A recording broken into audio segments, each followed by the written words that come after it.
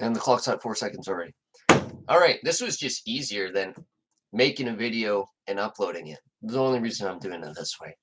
But anyways, it was a terrible month. I'm glad the month is over. I finally get to just say Halo Infinite was complete crap without the beam rifle and the carbine in the campaign mode. You were completely unable to take the slow grind and actually immerse yourself in the world and enjoy it. They gave these new weapons that had no lore behind them that are somehow on this planet that you might have assumed was the UNSC technology they had it justified by being put in the game by augmenting Forerunner technology, but apparently it must be like this banished augmentation of technology. I don't know. Anyways, without the standard arsenal in the campaign was just crap. The way that the grind went, there was no immersion. Whenever, just whatever, whatever. I'm glad that month is over.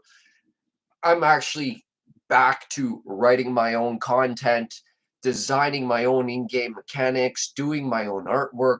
I'm able to actually think again. I'm free from this complete bullshit where you have expectations and then the expectations are completely not met. There's no reason why video games in modern day gaming should have lower standards than what they had 10 years ago.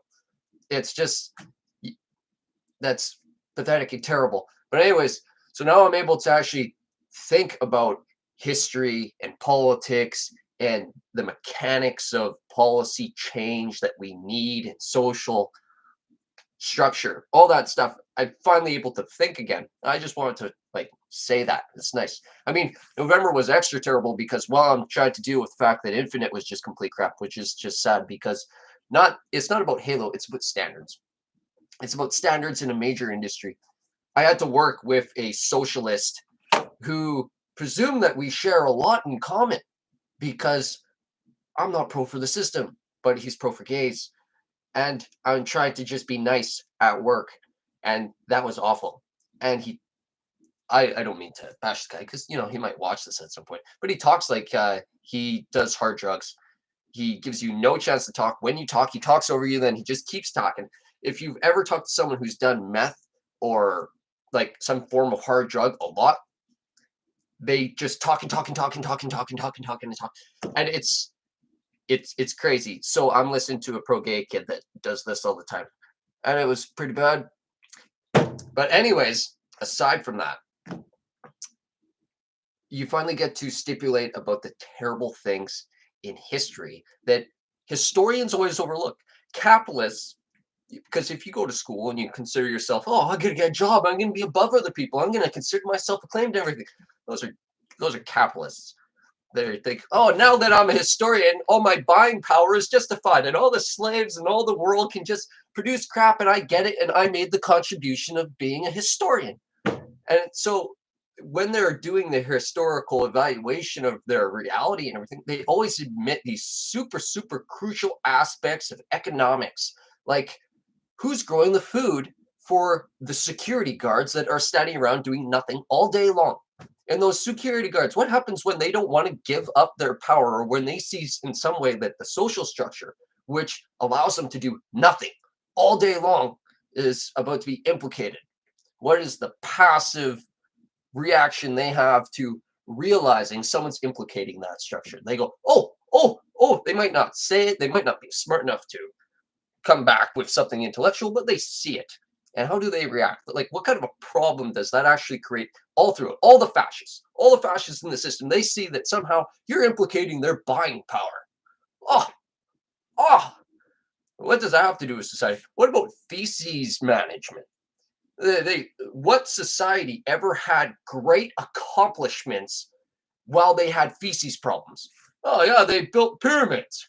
Hey, hey, guys, they had pyramids. The greatest accomplishment all throughout history. Yeah, well, in the meantime, who was growing the food? Who was lashing people to get everything done? And where's the shit going? I mean, you talk about historical achievements. Oh, China was awesome. Well, how awesome was China? Why? Because China had a gazebo thingy. They had towers. Oh, congratulations. Congratulations. Who grows the food? Who's lashing people? And where's the shit go? Because otherwise, what was the technological achievement? You have a gear?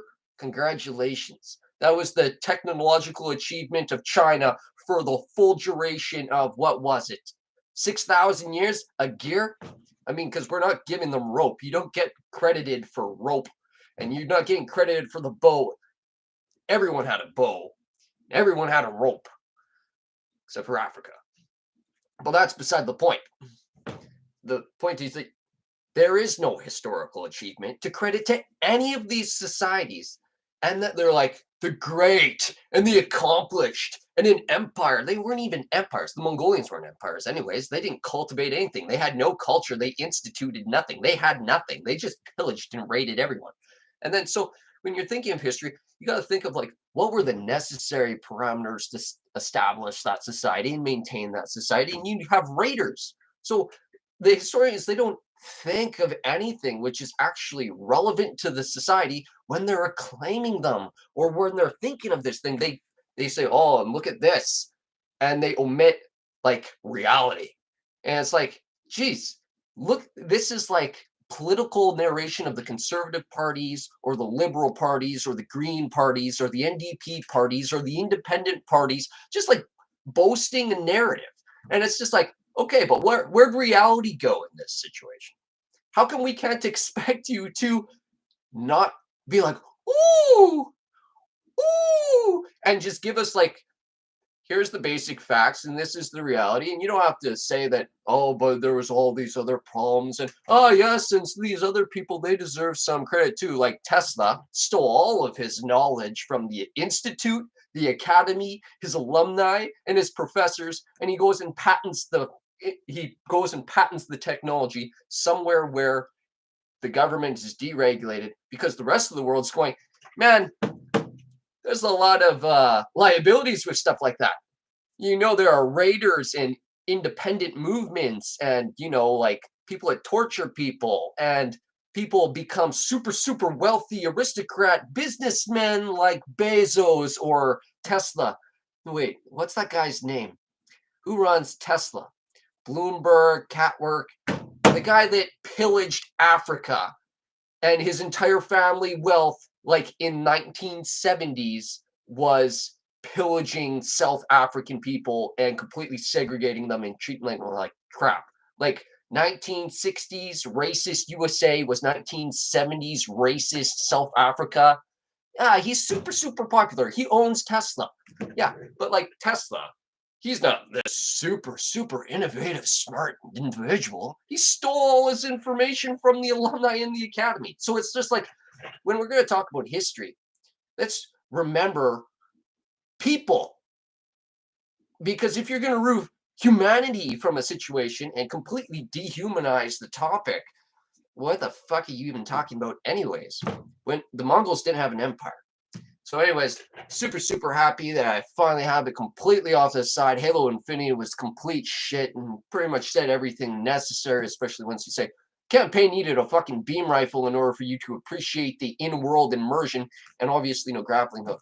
I was working with a complete, I don't want to use the word bonehead, because that's completely undermining his positive qualities, and it's because he's not a bonehead. He was very, very smart in a lot of different ways, and everyone has their own experiences.